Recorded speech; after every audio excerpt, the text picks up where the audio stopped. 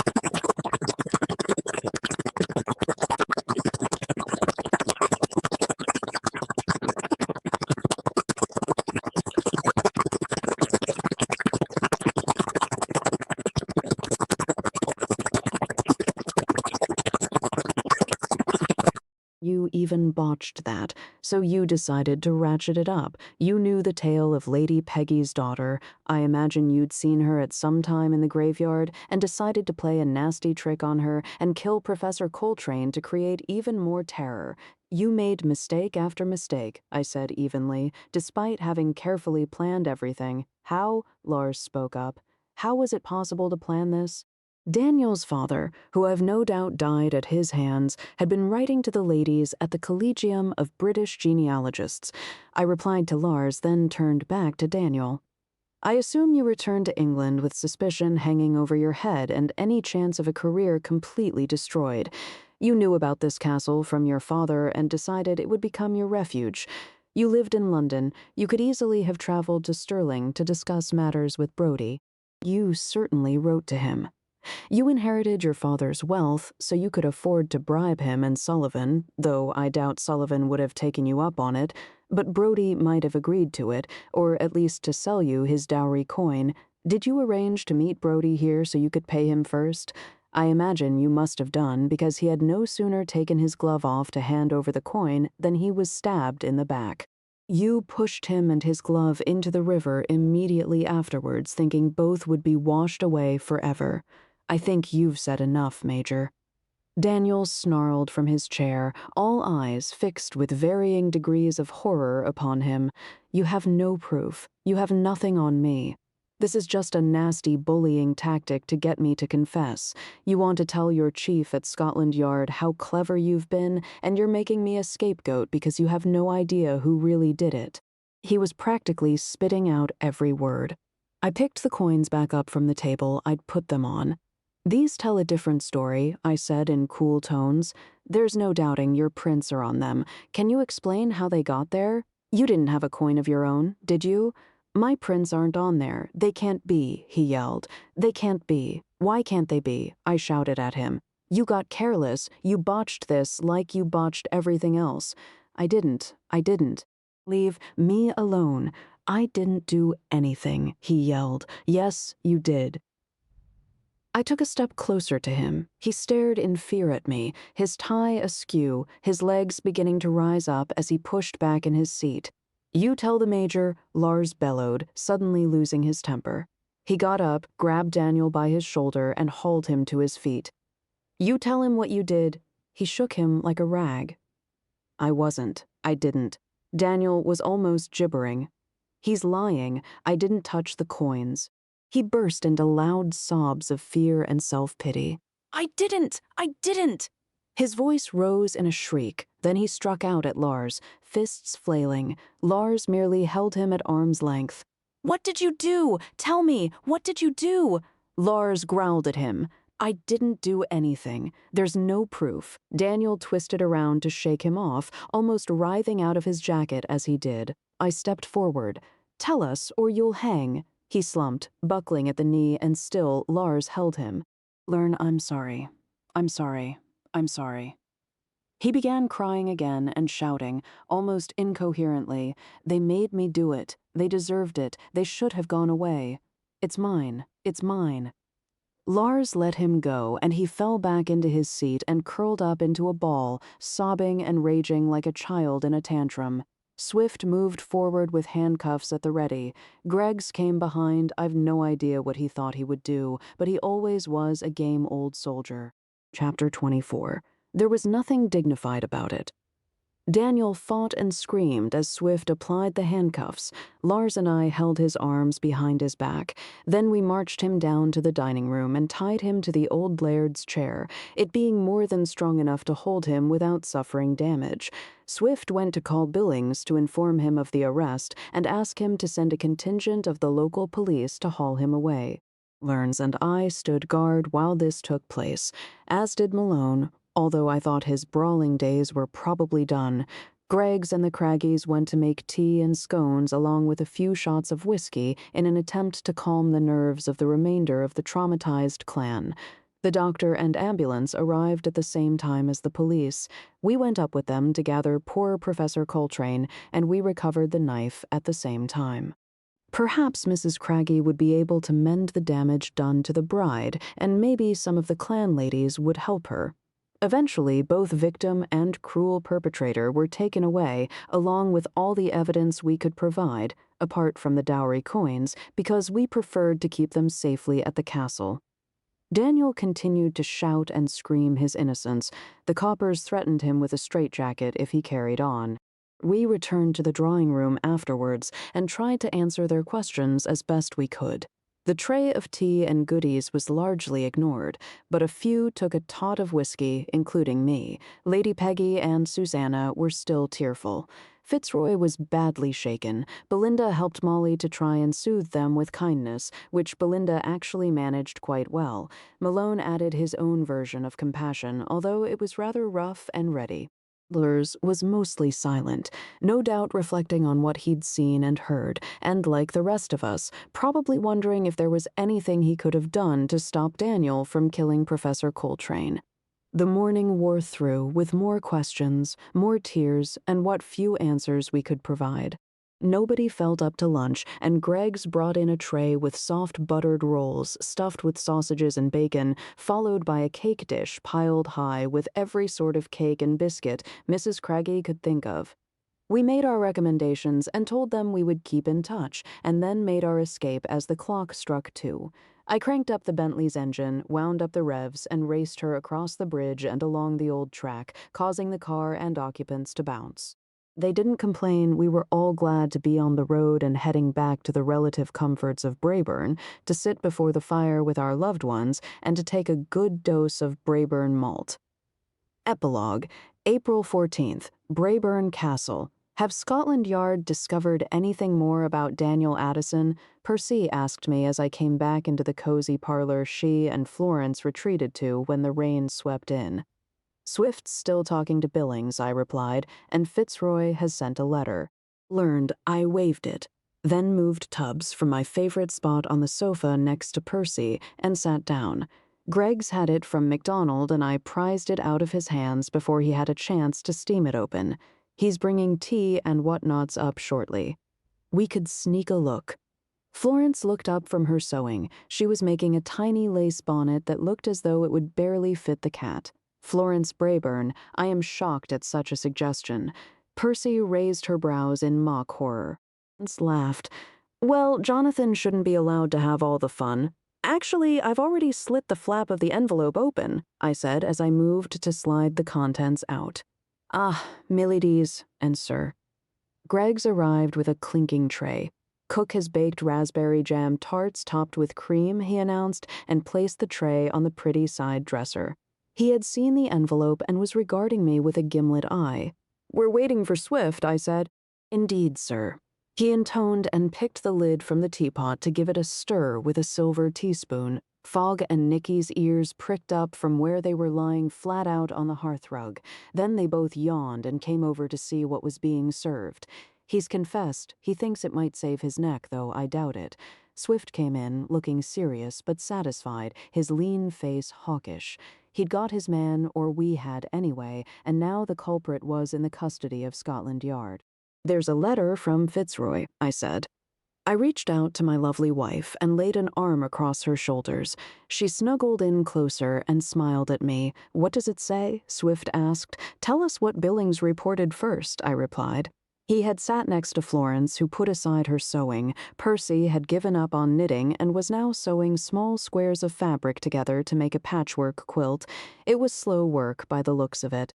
He said Daniel had tried to pretend he was insane, though no one believed it. They brought in a psychiatrist to interview him.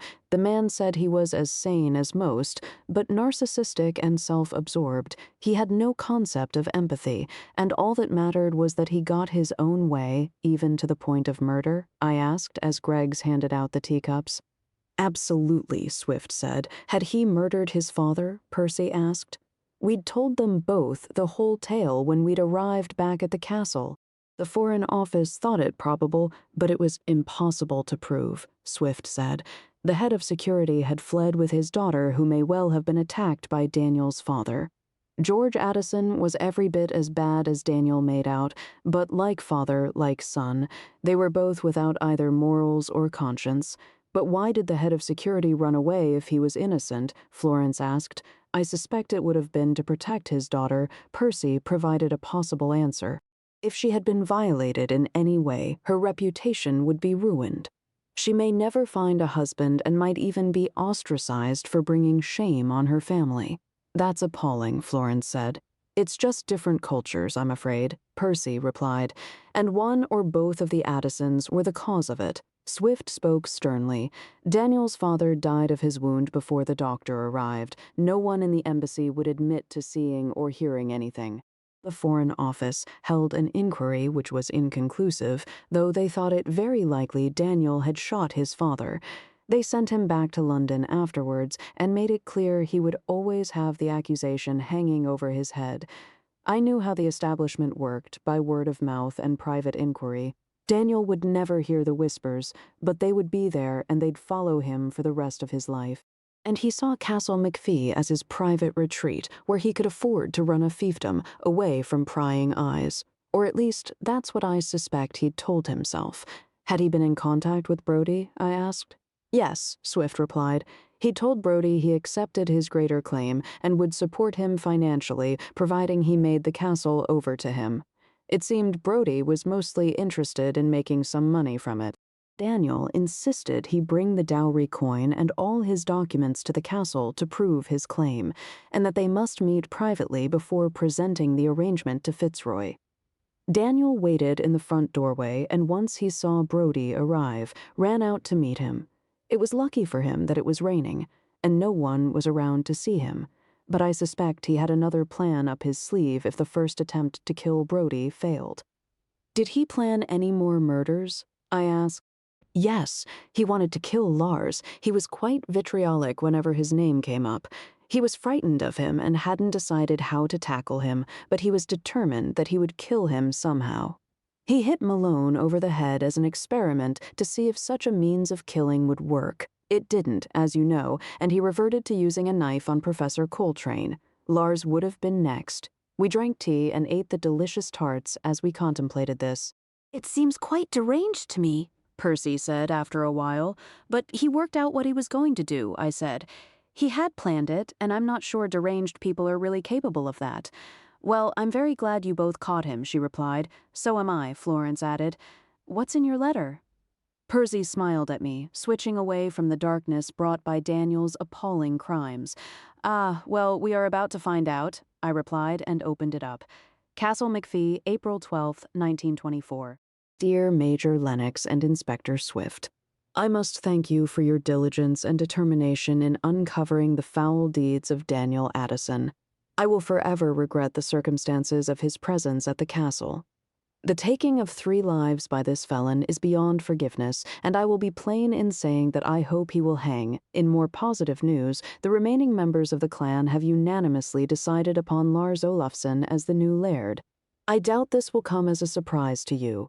He and Molly are close, and Lady Peggy and I believe it possible they may make a match of it.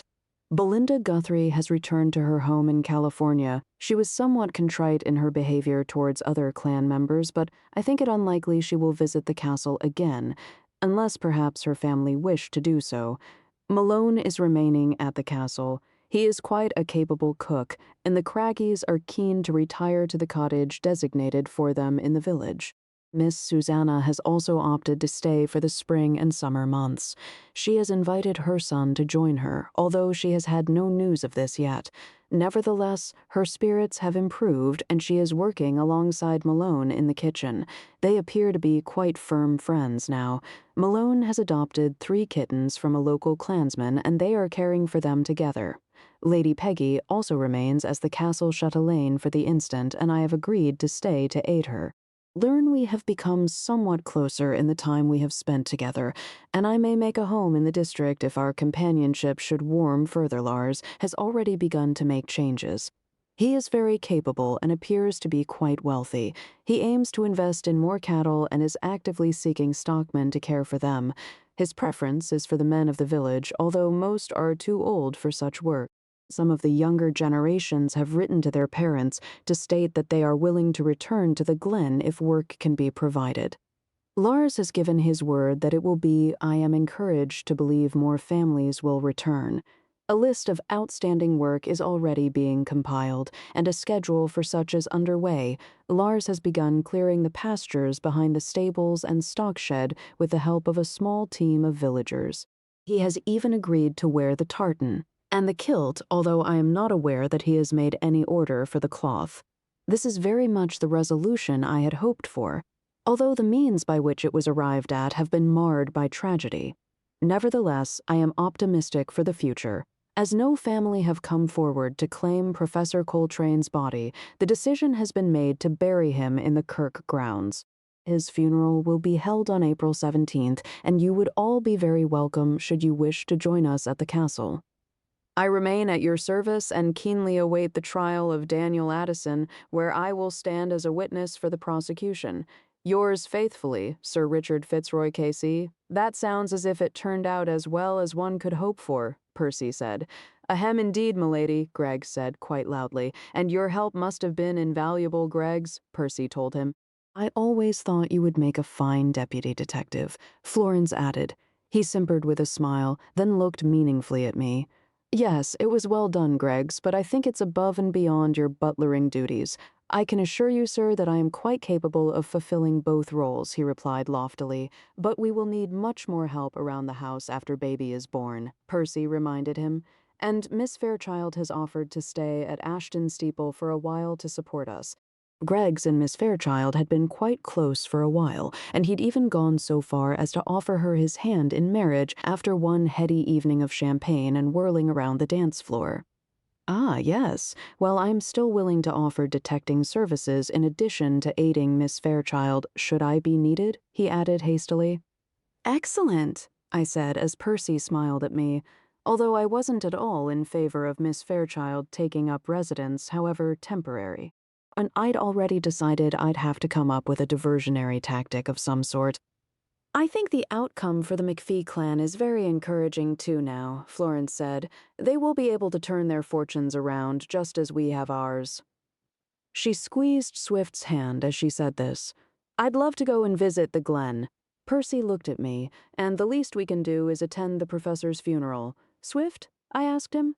Yes, I think we should, he replied in a serious tone.